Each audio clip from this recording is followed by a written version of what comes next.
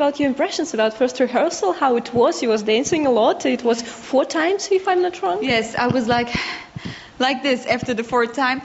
It was such a beautiful feeling to be finally on that stage, the Eurovision stage of 2009, because everybody has been talking about it. We've seen so many pictures on the internet.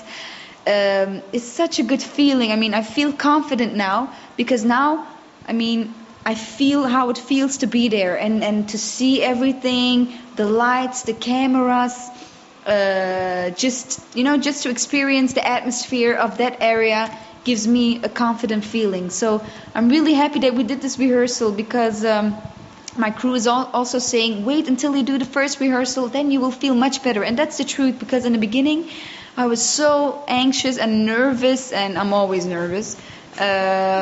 But it felt so natural. It felt so good, and the sound is good. I have to tell you one thing.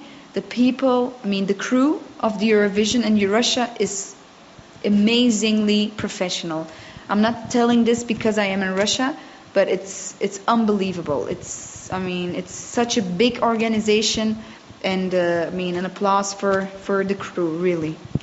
Do you see some difference between your expectations, I guess 2 months ago, and what you see now here in Moscow? No, to be honest, no. Because when I started, I always said I want to do the best I can, and I hope for a top 5 position, of course. Of course, we would love to win. Who wouldn't? This is a competition. Everybody would love to hold that thing in their hands and do a speech. But of course, if it doesn't happen, doesn't happen. Life doesn't end here,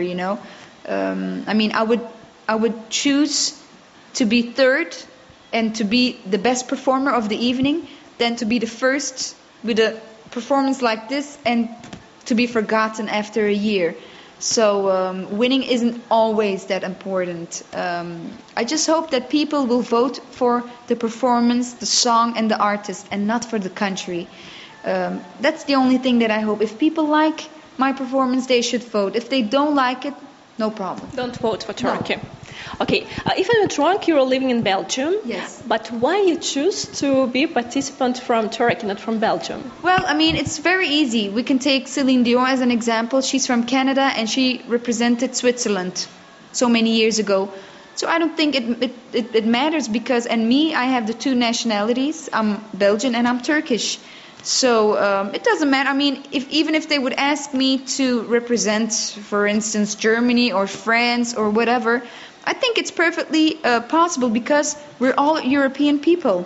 We're all from Europe, so it doesn't matter.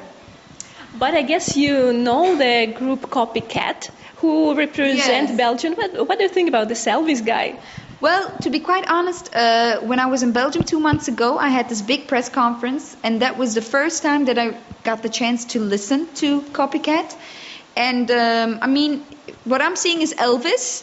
But what I've heard is, the Belgian people aren't really happy with it. I don't have so much to say because, I am not somebody from the media. I'm an artist, and the people from Copycat are also performers. So you just have to respect everybody. If that's their You deserve it. Yes, if they want to do something like this, they should do it. I can't judge them, I can't say, oh, it's bad or it's good. Who am I to do that? That's why we have a voting system, and that's why we have a jury this year.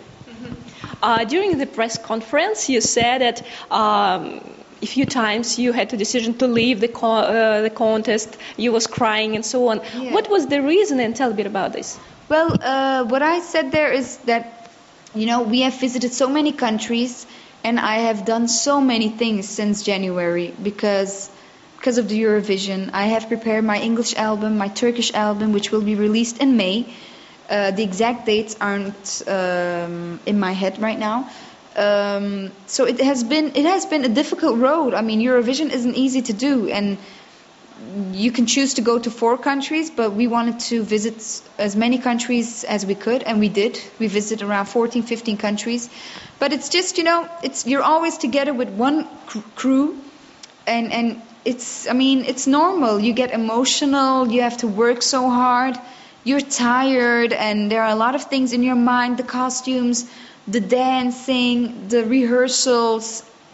I mean, we're also human, you know, so I'm not a machine. And sometimes I also had moments that I was like, oh God, please, I want to sleep. But it's so much fun because until today, since I have been doing this, since I started doing what I'm doing right now, I mean, I realized that you can achieve what you want if you work hard. I mean, if you don't work hard, you don't get higher. And that's what I'm doing. I'm always working hard and always pushing my limits because the sky's the limit for me.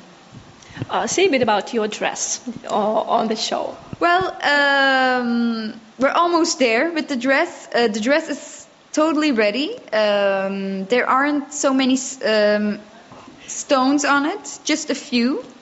Because I don't want to exaggerate, you know, because some people really exaggerate for Eurovision, like it has to be shining and glittering. But I wanted something simple.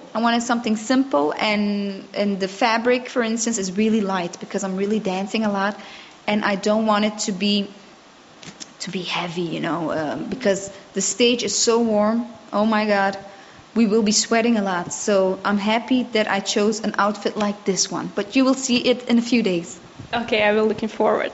Okay, so thank you very much. We will look at your rehearsal, and of course we will wait for your show. And I wish you so much luck because you are the girl who really deserves to win this competition. It's from my side, really. Thank you so much. That's nice to hear. Thank you. Thank you.